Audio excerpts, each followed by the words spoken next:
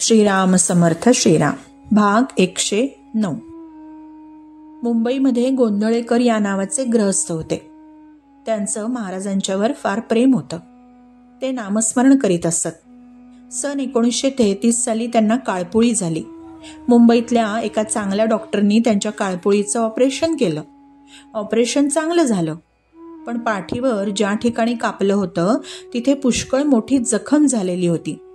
त्या जखमेमध्ये पू न होता ती लवकर बरी व्हावी म्हणून तिचं ड्रेसिंग डॉक्टर रोज करीत असत. ड्रेसिंगच्या वेळी जखम धुताना गोंधळेकरांना अक्षरशः प्राणांतिक वेदना होत असत. एके दिवशी त्यांनी महाराजांची प्रार्थना केली. महाराज, देहाचा भोग भोगलाच पाहिजे, मला कबूल आहे. ही जखम बरी व्हायला जो वेळ लागेल तो लागू द्या. त्यामध्ये मी नामस्मरण करण्याचा प्रयत्न सुद्धा करीन. पण रोज ड्रेसिंगच्या ज्या वेदना मला होतात ना, त्या इतक्या भयंकर असतात की माझा जीव नुसता कासावीस होतो. मला आपला वेदांत नको, माझ्या या वेदना कमी करा, नाहीतर माझा प्राण तरी जाऊ द्या. अशी अगदी कळवळून प्रार्थना केल्यानंतर, काळजी करू नये, ड्रेसिंगची वेळ आली की नामस्मरणाला सुरुवात करावी, राम वेदना कमी करील, हे उत्तर त्यांना मिळालं. दुसऱ्या दिवशी सकाळी डॉक्टर ड्रेसिंगसाठी आले. इकडे गोंधळेकरांनी आपलं नामस्मरण सुरू केलं.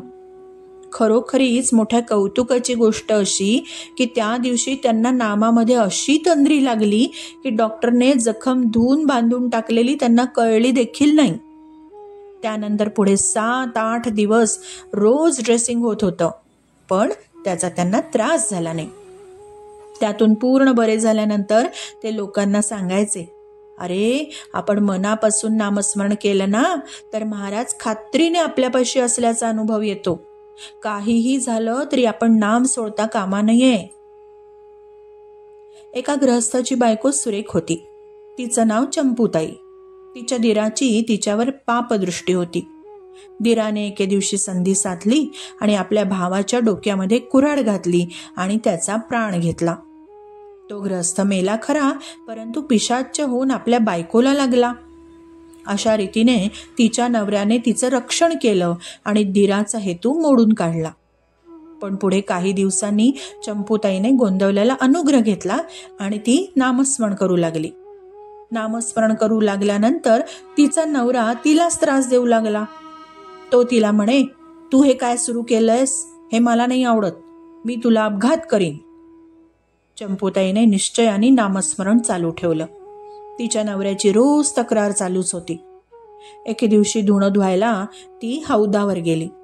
लुगडं पिळीत असताना तिच्या नवऱ्याने तिला एकदम हौदात ढकललं.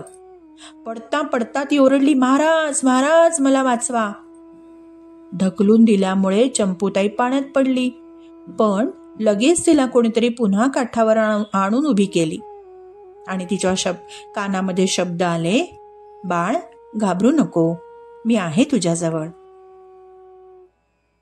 मुंबईच्या मुळजी जेठा मार्केटमध्ये मुरारजी कांजी या नावाचा एक मोठा कापडाचा व्यापारी होता. त्याचं भगवंताच्या नामावर फार प्रेम होतं. भगवंताच्या नामात मस्ती आली पाहिजे असं तो नेहमी म्हणायचा. त्याचं हृदय अशक्त होतं म्हणून तो फार बेतानी राही. तो नेहमी नामस्मरण करीत असे, तरी त्याच्या मनात एक शंका वारंवार यायची. तो म्हणायचा, मी शुद्धीवर आहे तोपर्यंत भगवंताचं नाम सोडणार नाही, पण माझी शुद्ध गेल्यावर माझ्या तोंडात नाम कसं बरं येईल. मी जन्मभर नाम घेत आहे ही गोष्ट खरी, पण अंतकाली जर मी बेशुद्ध असलो तर त्यावेळी मला नाम घेता येणार नाही, आणि त्यावेळी नाम नाही म्हणून माझा उद्धार होणार नाही. श्रीकृष्णांनी तर गीतेमध्ये सर्वांना आश्वासन दिलंय की अंतकाळी जो माझं स्मरण करील त्याचा मी उद्धार करीन. तेव्हा प्रत्येक माणसाला त्याच्या अंतकाळी भगवंताचं स्मरण ठेवण्यासाठी अवस्था ठेवून त्यांनी हे विधान केलं असलंच पाहिजे. पण शेठजीला वरची शंका वारंवार त्रास द्यायची. महाराजांना पूर्वी कोणी हाच प्रश्न विचारला होता. त्याचं असं उत्तर दिलं होतं महाराजांनी. उत्तर असं आहे की शुद्धीवर असेपर्यंत नाम घेण्याची जबाबदारी तुमची. ती तुम्ही बरोबर सांभाळा, म्हणजे तुमच्या बेशुद्धीमध्ये नाम घेण्याची जबाबदारी माझी. ती मी बरोबर सांभाळीन, त्याची काळजी नको. ज्याला पाहिजे त्याला माझ्या म्हणण्याचा साक्षात प्रत्यय मी केव्हाही देईन. महाराजांचं हे उत्तर शेठजींच्या कानावर आलं आणि त्यांनी ते लक्षात ठेवलं. सन 1936 सालची गोष्ट. शेठजीला हृदयाचा झटका आला आणि त्याची प्रकृती फार बिघडली.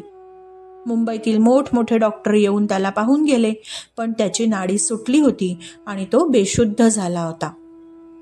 काही वेळाने तो शुद्धीवर आला, पण नाडी अजून सुटलेलीच होती. त्याने डोळे उघडून पाहिले तर आपली नातेवाईक मंडळी सर्व रडत बसलीत असं त्याला आढळलं. त्याला शब्द उच्चारण्याची देखील शक्ती उरली नव्हती.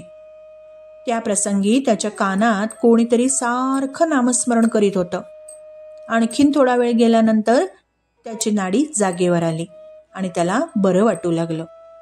मग पुढे तो शेठजी सांगायचा की ज्यावेळी कानामध्ये नाम घेणारे महाराजांच्या शिवाय दुसरं कोणी असणंच, त्यावेळी कानामध्ये नाम घेणारे महाराजांच्या शिवाय दुसरं कोणी असणं शक्यच नाही.